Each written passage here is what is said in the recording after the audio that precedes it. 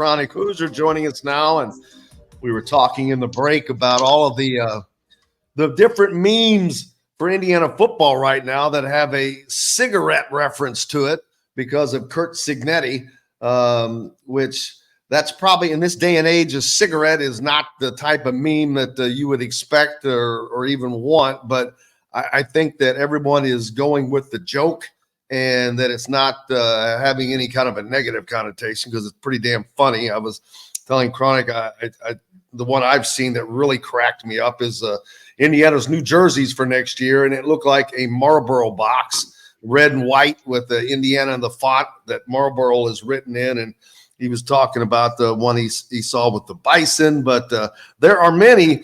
But at the end of the day, it doesn't matter because the other thing that you talked about and that I've seen is the unbelievable buy-in by the fans to what's going on in the Indiana football program, and they have not played a single second yet under this regime, but yet the buy-in seems to be at an all-time high of like 70% or something of the fans are just buying into this right now. Yeah, I think it's, as we were talking to the break, I'm taking just an unreasonable delight in seeing the way that the staff, the players, the recruits, the fans are leaning into the whole sig memes and all the connotations with the cigarettes and everything else. And I think it's, as we were saying, it's a welcome departure from the mood in and around the program here throughout most of last season. I think it's also just such a departure for something like IU. And it's a little thing, but it seems like it's representative of something bigger. The whole cigarette thing in and of itself is very taboo in this day and age, because obviously it's a terribly carcinogenic habit. And, I myself have spent the better part of my adult life as a smoker, no longer. But whatever. But taboo stuff like that just doesn't get embraced at Indiana. We just don't do that. Indiana's so buttoned up and so conservative about everything. It's just a very marked departure from what we've seen in the past.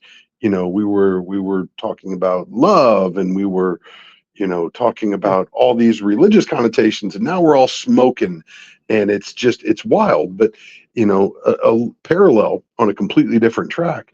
Now you have a staff that in a very short period of time has been able to at least outwardly demonstrate a very clear vision and strategy on how they want to tackle the rebuild. And, the enthusiasm you see in the memes and everything else being reflected in the response around the program, whether it's bringing back key pieces that had entered the portal and returned, whether it's picking up new commits either through the portal or through flipping some high school commits.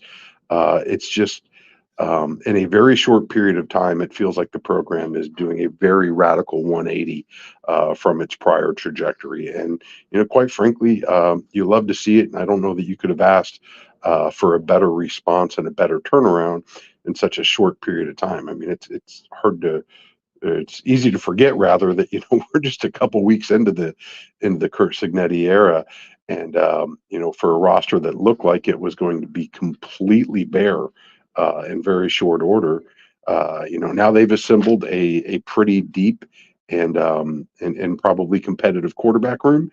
You've got a wide receiver room that's going to be among probably the top third, if not it's going to be one of the tops in the conference, quite honestly.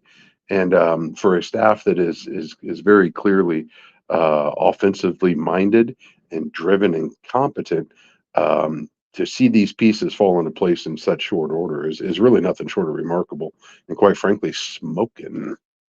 Ha ha! No pun intended. All the puns intended. We're in a punny mood today. The two words that you said that stood out most to me, and that offensively minded. That is something that I think Hoosier fans have wanted to see for a long time, for at least for 7 years. They haven't really been able to see that. There was a little blip there when Kalen DeBoer and crew were here, but the talent that is not only that he's bringing in, but it's the talent that he's keeping along with that really backs up everything, because if you have these guys buying in, then because they have options and opportunities to go elsewhere. But when you got Trent Hallen and Donovan McCulley, and all of those guys that are coming, that have changed their minds and are coming back, Donovan McCulley could have gone about anywhere he wanted to go, but he chose to come back and play for Curt Cignetti. That tells me a lot. No doubt. And that was one that it seemed like Michigan was real hot and heavy on and had a very good chance of stealing them, which you not only hate to see the loss of the talent, but to stay in conference is compounds the pain. So it just huge, absolutely huge. And my concern throughout, and my concern that's persisted for a couple of years now, several years now, the offensive line, recognizing that in this conference, especially in this day and age of college football, you've got to win the battle in the trenches if you want to have any luck elsewhere. And for them to retain and continue to attract and build some strength in that. Now, the big challenge, I think, and where Indiana's lagged for a while, you can ask Kevin Wilson this, for a guy that put a lot of dudes in the league, building depth of talent is really the next level that they're going to have to break through. But it very much seems, outwardly at least, that you're seeing the results of a clear and concise strategy, and the execution of that strategy, and the response that it's achieving its desired outcomes. So, vision. It's something that we're certainly not privy to it. Although last night, late night, 11 o'clock, Coach Sig is posting photos of his office, and there's some very, very cleverly placed items across his desk, and not the least of which is "Go get players." And for such a little glimmer as far as what's going on inside, it's hard not to believe that this is a very concise, if not a brief, articulated plan, and they're following the playbook that he's laid out. And you've got to imagine that transcends, that you see that in the practice, well, especially in the weight room here between now and then, getting the bodies up to speed so that they're ready to compete, and then see that translate onto the field here come the spring, and then ultimately in the fall. You mentioned the quarterback room that right now for Indiana, and that doesn't include the fact that Tyler Cherry is about to decide between Michigan State and Indiana, with a quarterbacks room that is kind of loaded already. And if he comes in, what becomes of that thing? You're going to go from a room that was really limited to a what the hell do we do with all these guys kind of a situation. Well, the quarterback's one of those really, really tricky positions to get right, and to keep right, because it's, you look at USC, look all across, look at Ohio State for that matter. In this day and age of the portal, which I think is also being fueled by staff changes and whatnot as well. You can land a key piece to your offense, and then just as soon as the season closes, you're starting over from scratch again. And for a position that requires so much background work, understanding not just your offensive playbook, but defensive schemes, the lay of the land in your conference and whatnot, it's really, really difficult not only to attract top talent that works with your system, but also have continuity of talent as players matriculate in and out. So you got to love a quarterback room, or any position group room for that matter, where guys come into it knowing full well that they're going to be challenged, and that they're going to have to compete for the starting spot. They're going to have to compete for minutes, and their position on the depth chart. And you got to love guys that are willing to embrace that challenge knowingly up front.